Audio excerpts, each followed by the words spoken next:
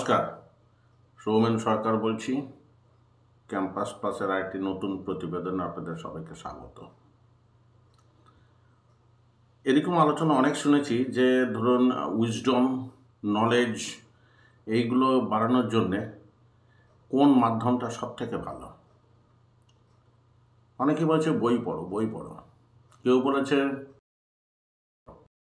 ঠিক আছে, আবার অনেকে বলছে যে সিনেমা থেকে শুরু করে নাটক এই সমস্ত জিনিস থেকে কিন্তু অনেক কিছু জানা যায়।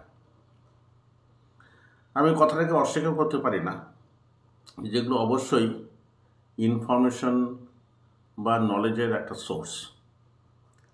কিন্তু ব্যাপারটা হচ্ছে যারা বই লিখছেন বা যারা নাটক লিখছেন তারাও তো কোনো একটা বাস্তব পরিস্থিতিকে উপলব্ধি করে বা সেটা দেখে তারপরেই তো তারা এইগুলো লিখেছেন বা তাদের সৃষ্টিগুলো করেছেন। আমাদের নিজেদের হাতেও কিন্তু এই ধরনের বেশ কিছু সোর্স আছে, প্রাইমারি সোর্স, যেখান থেকে আমরা নিজেরাই কিন্তু আমাদের নিজেদের যে অভিজ্ঞতা বা যে ইনফরমেশন সেগুলো দেশ বা সমাজ সম্পর্কে আমরা কিন্তু আইডিয়া করতে পারি। আমি বলতে চাইছি যে এই যে কোর্টে বা হাসপাতালে যেখানে অ্যাকচুয়াল কাজগুলো হয়, সেখানে যদি কেউ উপস্থিত থেকে যদি ব্যাপার স্যাপারগুলো লক্ষ্য করেন তাহলে তার যে অভিজ্ঞতা হবে, অনেকগুলো বই পড়েও হয়তো সে অভিজ্ঞতাগুলো হবে না। তো সেই পদ্ধতিতেই আমি দেখছিলাম যে কোর্টের যে অর্ডারগুলো, বিচারপতিরা যখন জাজমেন্ট লেখেন তখন তারা কিন্তু শুধু বলে দিল যে এক্সের সঙ্গে ওয়াই এর এই ব্যাপারে ঝামেলা হয়েছে আর তারপরে আমরা এই রায় দিলাম, এইটুকু লিখে দিলে তো হয়ে যেত, কিন্তু তা তো হয় না। তারা ঘটনাটা বিবৃত করেন, কার কি বক্তব্য দেখেন, তারপর আইনের কি প্রভিশনস আছে সেগুলো দেখেন, দেখে তারপর সেগুলো অ্যানালাইসিস করে শেষ পর্যন্ত একটা জাজমেন্টে এসে উপস্থিত হন। আমরা সেই জন্যই দেখা যায় যে জাজমেন্টগুলো কিন্তু কিছুটা লেন্থ থাকে। যাই হোক, আজকে যে ব্যাপারটা নিয়ে আলোচনা করব সেটা হচ্ছে, এটাও একটা সুপ্রিম কোর্টের রায়, এবং বুঝতে পারছেন সুপ্রিম কোর্টে সরাসরি তো হয় না, জেনারেলি এরা হাইকোর্ট থেকে অ্যাপিল হয়ে সুপ্রিম কোর্টে আসে, এবং সুপ্রিম কোর্টেরও আগে এই হাইকোর্টেরও আগে আরেকটা ধাপ আছে। আমি এখানে একটা পারিবারিক ব্যাপার নিয়ে বলছি, সেটা হচ্ছে ডিভোর্স। এই যে ডিভোর্সের মামলাগুলোর যখন বিবরণী পড়ি, এই বিভিন্ন লেভেলে যে কোর্টের জাজমেন্টগুলো আছে, তখন মনে হয় যে মানুষের সঙ্গে মানুষের সম্পর্কটা কোথায় গেলে এই ধরনের আইনের লড়াই হতে পারে। এর আগেও বেশ কিছু এপিসোড করেছি, সেখানে এই ডিভোর্স নিয়ে এই এপিসোড করা আছে। এখানে আরেকটা দেখাচ্ছি যে দেখুন যে টাকা পয়সা মানুষকে কোথায় নিয়ে যায়। যাকে বলি, এইখানে যে দুই বিবাদমান যে দুই পক্ষ, তাদের মধ্যে একজন হচ্ছেন একজন এয়ার হোস্টেস। আমি অন্যান্য ইস্যুতে যদিও এপিসোডে যদিও নামগুলো উচ্চারণ করতাম না, এখানে নামটা বলেই দিই। ভিন্নি পারমার, যিনি একসময় ক্যাথে প্যাসিফিকের এয়ার হোস্টেস ছিলেন, পরবর্তীকালে তিনি এয়ার ইন্ডিয়ার এয়ার হোস্টেস হন, আর ওনার সঙ্গে বিয়ে হয়েছিল পরমবীর পারমার। তিনি আবার এয়ার ইন্ডিয়ার সিনিয়র কমান্ডার, অর্থাৎ কিনা সিনিয়র পাইলট, অর্থাৎ কিনা দুজনেরই জগৎ সম্পর্কে ভালো অভিজ্ঞতা বা নলেজ, এবং দুজনেরই টাকা পয়সার পরিমাণটা সাধারণের থেকে অ্যাবাভ অ্যাভারেজ। তো এদের মধ্যে বিয়ে হয়েছিল 6 ডিসেম্বর 1995। তার 7-8 বছরের মধ্যে দেখা গেল যে তাদের জীবনে এমন ব্যাপার হয়ে গেল যে তারা শেষ পর্যন্ত আদালতে উপস্থিত হলেন তাদের বিয়েটাকে বন্ধ করে, মানে ডিভোর্সের জন্য। এবং এগুলো এই সমস্ত ক্ষেত্রে family court is the court, যেখানে এই সমস্ত বিচার প্রাথমিকভাবে বিচারটা কিন্তু এই ফ্যামিলি কোর্টে হয়। তো সেই ফ্যামিলি কোর্ট সেখানে তাদের একটা রায় দিয়েছিল। সেই রায়টা বলি, এখানে পড়ে শোনাই, তাহলে শুনতে, এটাকে ডিক্রি বলে। Petitioner Parambir Parmar shall pay Parambir Parmar, Senior Commander Air India, and Bini Parmar, employee as an air hostess of Cathay Pacific. The marriage was solemnized on 6th December 1995 and was dissolved by a decree of divorce under section 13(1)(a) of Hindu Marriage Act 1995 অর্থাৎ Hindu marriage act অনুযায়ী এদের ডিভোর্সটা হয়ে গেল। এবং তাতে কি নির্দেশ দেওয়া হলো এই যে খোরপোশ সংক্রান্ত ব্যাপারে? Parambir Singh, Parambir Parmar, the petitioner shall pay rupees 20,000 per month. চিন্তা করতে 20,000 per month towards maintenance of the respondent, that is Vini Parmar. He shall pay the same from the date of this order, that is from 31st July 2004 অর্থাৎ কিনা এই family কোর্টের রায় যেটা দেওয়া হয়েছিল সেটা হচ্ছে 31st জুলাই 2004 এবং সেইখান থেকেই কিন্তু এটা পে করতে হবে মাসে 20,000 টাকা। এখন এই 20,000 টাকা পেয়ে কিন্তু বিনি পার্মা মোটেই সন্তুষ্ট না, তিনি মনে করেন তার আরও অনেক বেশি পাওয়া উচিত ছিল। তা এখানে একটা সহজ প্রশ্ন হতে পারে যে যদি বিয়েটা যদি ভেঙে যায়, ডিভোর্স যদি হয়, তাহলে যে খোরপোশের বা মেনটেন্যান্সের যে ব্যাপারটা সেটা কি করে নির্ধারিত হয়? সোজা কথা বলে দেওয়া যাক, এটা কোনো নির্দিষ্ট নিয়ম নেই, একটা গাইডলাইন আছে, কিন্তু গাইডলাইনের সঙ্গে রুলের অনেক পার্থক্য আছে। রুলের প্রত্যেকটা অক্ষর ফলো করতে হয়, কিন্তু গাইডলাইনের শুধু মাথাতে সেই গাইডলাইনটা রাখতে হয় এবং তারপর যে বিচারকরা তার পরিস্থিতি অনুযায়ী তাদের সিদ্ধান্ত নেন। The general standard of the Supreme Court in case of maintenance is 25% of the net monthly salary, অর্থাৎ না যদি 1 লাখ টাকা বেতন পান নেট, মানে সব কাটাকুটি বাদ দিয়ে, তাহলে 25,000 টাকা তাকে মান্থলি খোরপোশ দিতে হবে। মোটামুটি এটা একটা জেনারেল একটা রুল। আর যদি এককালীন যদি হয় তাহলে সেটা হচ্ছে 1/3 থেকে 1/5, অর্থাৎ তার সেই মুহূর্তে হাজব্যান্ডের যে টোটাল নেট ওয়ার্থ তার 1/3 মানে 3 ভাগের 1 ভাগ সর্বোচ্চ এবং 5 ভাগের 1 ভাগ সর্বনিম্ন, কিন্তু এটা দিতে হবে। এইটি মোটামুটি একটা স্ট্যান্ডার্ড নর্ম।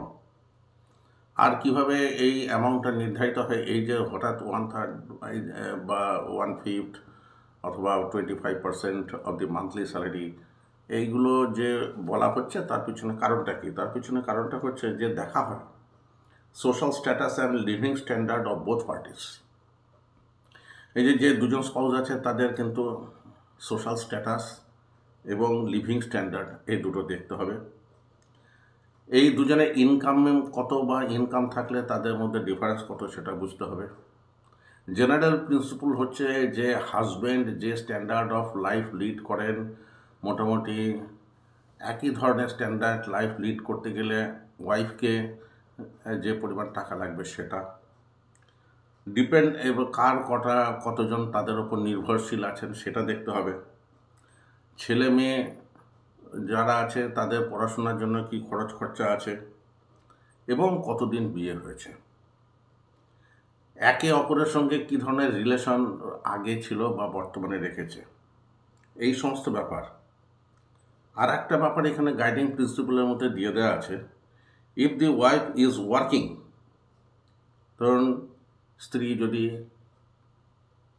একটা আর্নিং পার্সন হন, তাহলে তার ইনকামের সঙ্গে হাজব্যান্ডের ইনকামের পার্থক্য কতটুকু, বা অ্যাটল তাকে কোনো রকম অ্যালিমনি দেওয়া হবে কিনা। প্রশ্ন উঠতেই পারে, what is the difference between alimony and maintenance.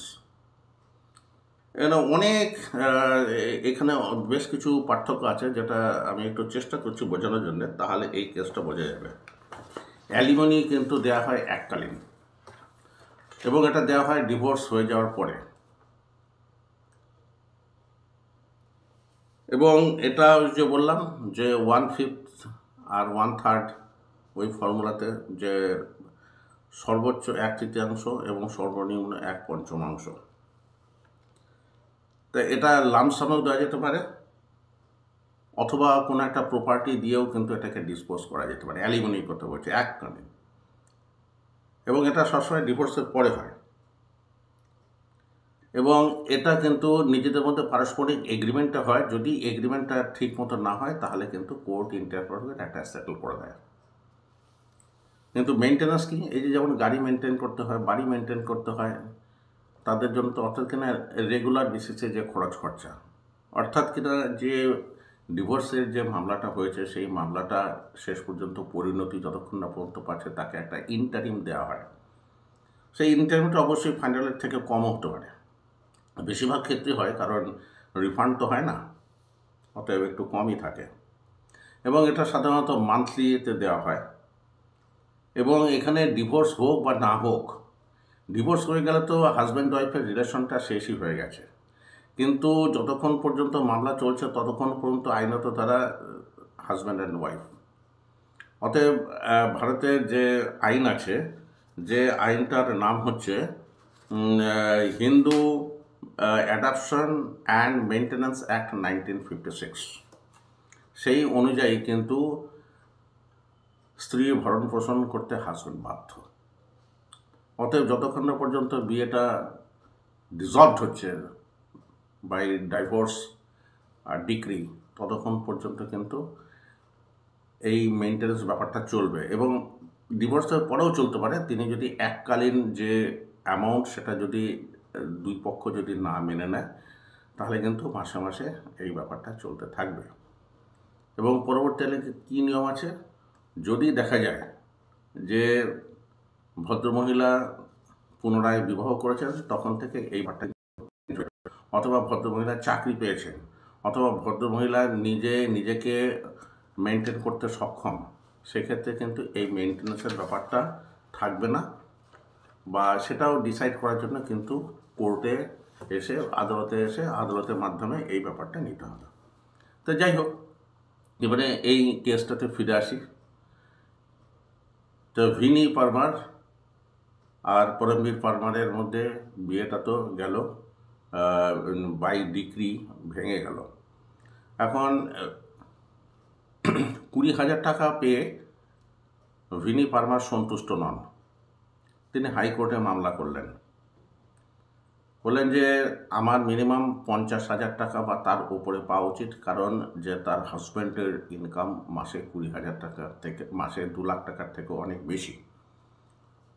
অতএব তার 25%, অর্থাৎ কিনা 50,000-এর ওপর তো তার অতি অবশ্যই পেতে হবে। এবং তার জন্য তার যে আইনজীবী তিনি নানারকম প্রমাণ দাখিল করেন এবং তার সঙ্গে বলেন যে এদের অনেক প্রপার্টি আছে, তারপর জমানো টাকা আছে, অতএব সেখান থেকেও তাকে ভাগ দিতে হবে। আচ্ছা, ছোট্ট করে বলে দিই যে প্রিসাইজলি ওয়াইফ যে আইনজীবী তিনি কি বলেছেন।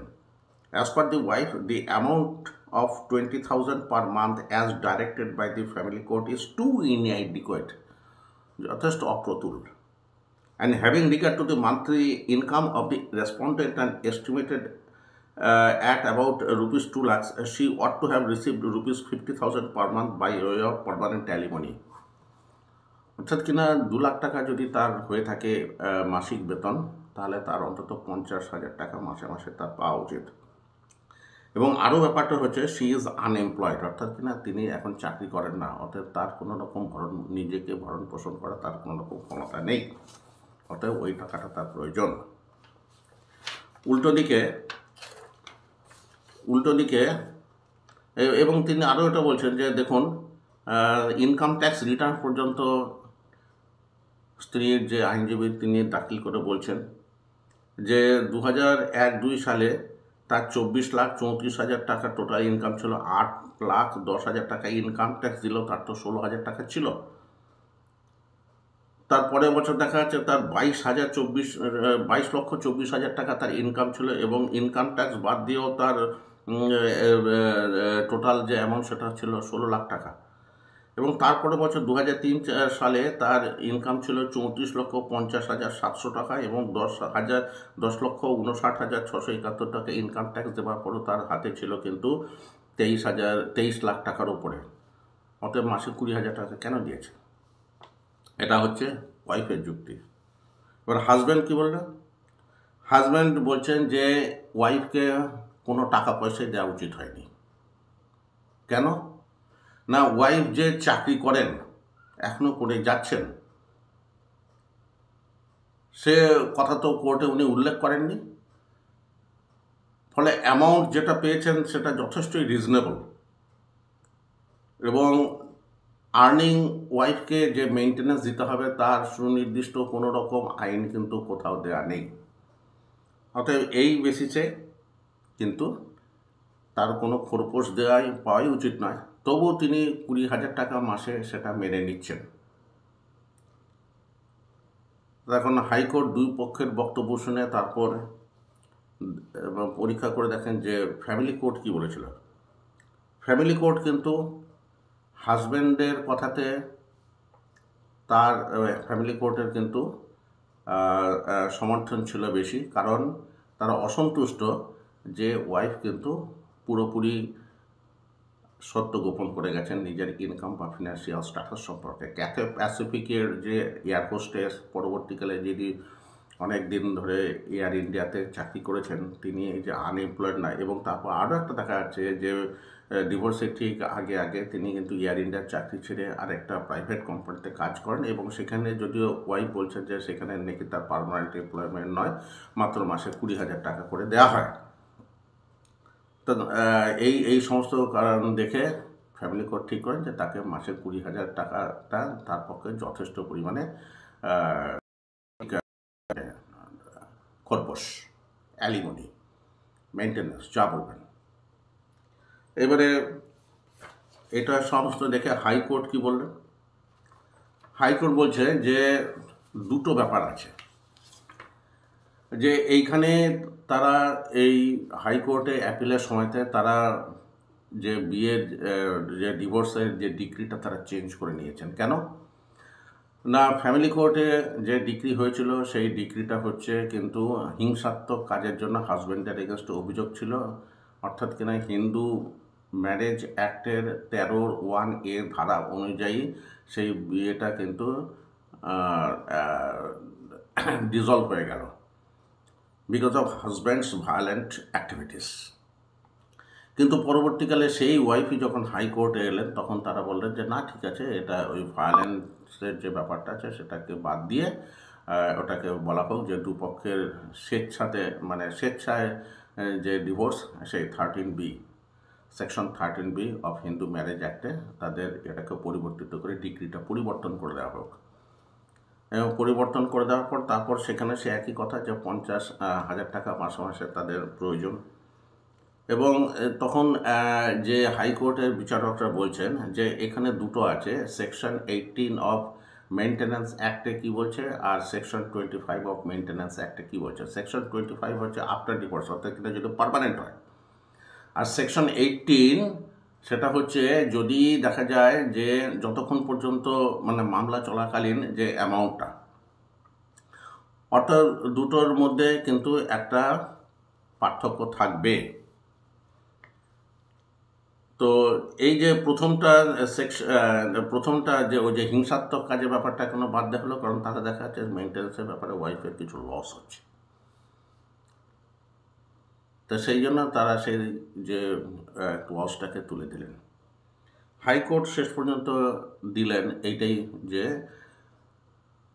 ফ্যামিলি কোর্টের সমস্ত বক্তব্য হাইকোর্ট মেনে নিয়ে বলছেন যে ওয়াইফের যে সত্য গোপন করে যাওয়া বা তথ্য গোপন করে যাওয়ার ব্যাপারটাকে তারা নোট করলেও বলছেন যে আফটার অল তার তো একটা মেনটেন্যান্স পাওয়া উচিত।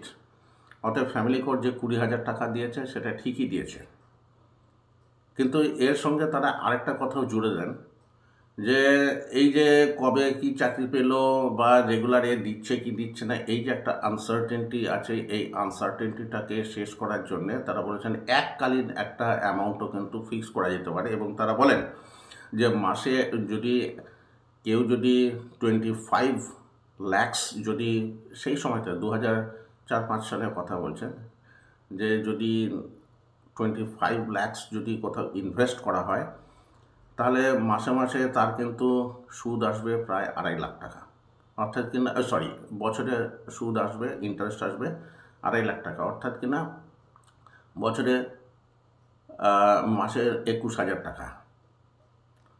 অর্থাৎ কিনা হয় মাসে মাসে 20,000 টাকা করে পার্মানেন্ট অ্যালিমনি নাও, অথবা এককালীন 20 লাখ টাকা নিয়ে নাও, যাতে আর অন্য কোনো রকম পরবর্তীকালে কোর্টে আসতে না হয়, বা যদি ভদ্রমহিলা যদি পরবর্তীকালে যদি পুনর্বিবাহ করেন, তাহলে এই অ্যামাউন্ট নিয়ে তো আর চিন্তা ভাবনা করতে হবে না।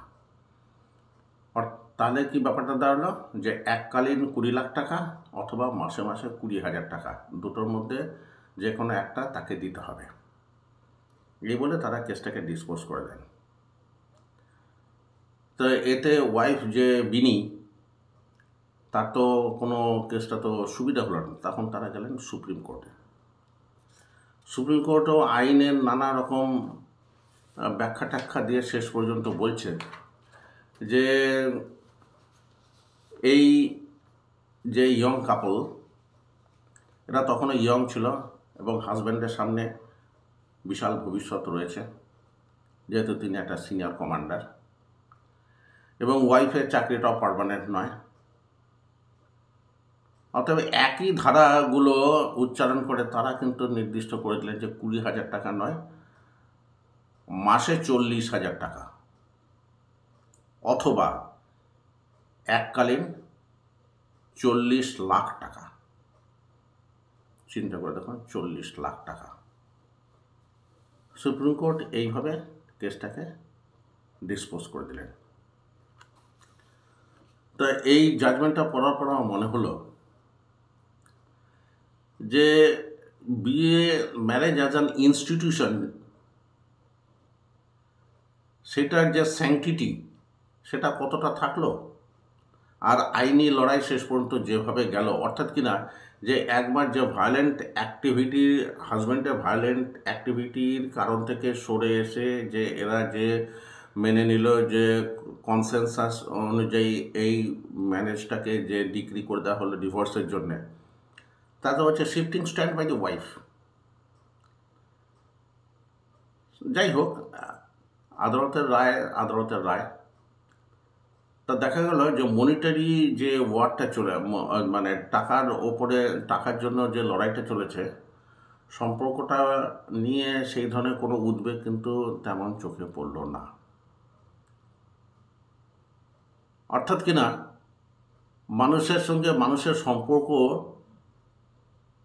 নিয়ে অনেকেই হয়তো অনেক এসে লিখতে পারেন, কিন্তু এই জাজমেন্টটা পড়ার পর